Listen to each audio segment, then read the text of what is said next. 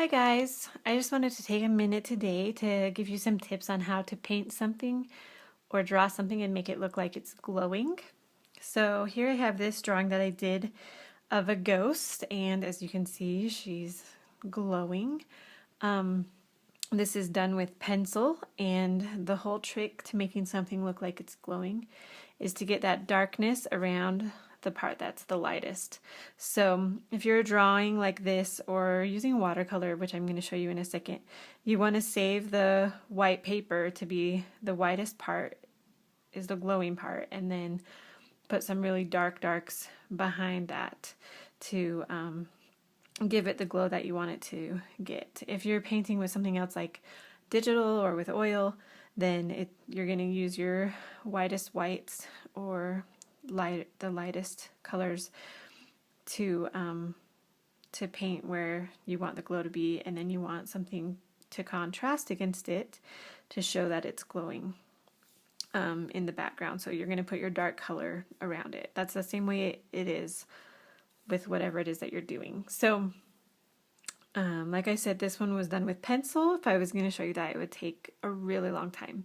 So I'm going to do a little watercolor demo of how to get this glowing effect. So I have this watercolor painting that I've done of this scary ghost. It's like a cooking show. I already have it. Da-da-da, let me just pull out this painting. And I'm going to just go ahead and show you some tips on how to make this ghost glowy. So I'm going to take my water, just plain water, and I'm going to wet the background. Wherever the water goes is where the paint is going to go. So need to make sure to not get the paint where I don't want it. So I'm going to leave this part how it is and paint around her. And I'm not going to go all the way to the ghost because I want to leave that white there. But if we painted all the way to the edge with paint and just left that line, it would look like a weird white line around your picture. So I'm going to show you how to make it look like a nice, soft, gradual glowing edge. Hopefully you can see where that water is going down on the paper, where it's shiny.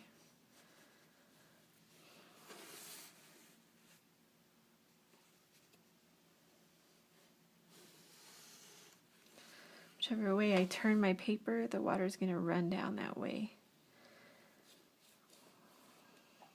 But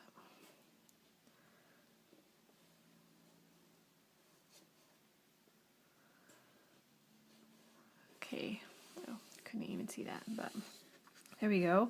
Hopefully you can see all that shiny area on there. It's nice and wet. Now I'm going to take my dark paint for the background, and I'm going to start painting as far away from her as I can, and I'm going to bring it in.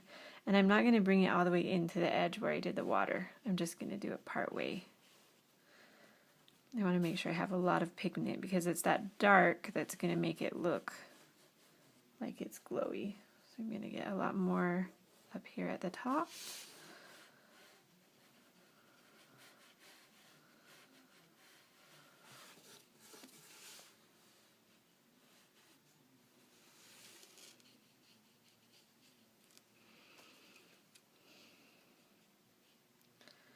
Again, not bringing it in all the way.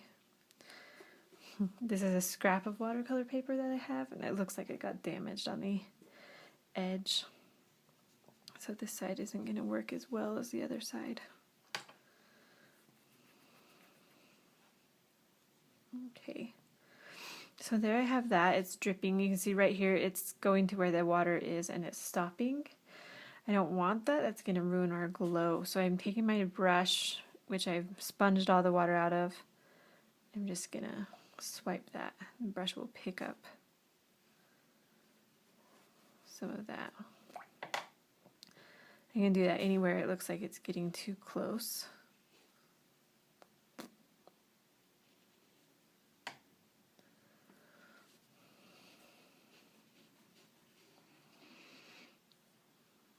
As long as this is wet, you can move that paint around a little. If you do it too much, you'll paint a hole right into your paper. But you can move it a little bit. So I'm just pushing that out.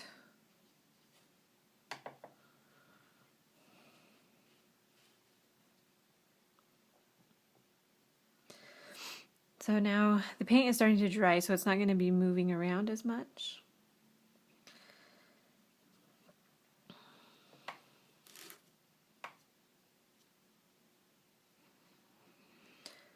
So now I'm going to take plain water, and on some spots I'm going to go ahead and wet the edges a little more, and the paint can move around a little more into the area closer to the ghost. But it's not going to move as much as it did at the beginning because it's starting to dry.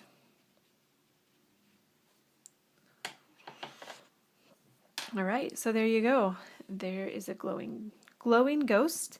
You could do this with anything that you want to paint that looks glowing, whether it's a candle or flashlight or a ghost or something like that.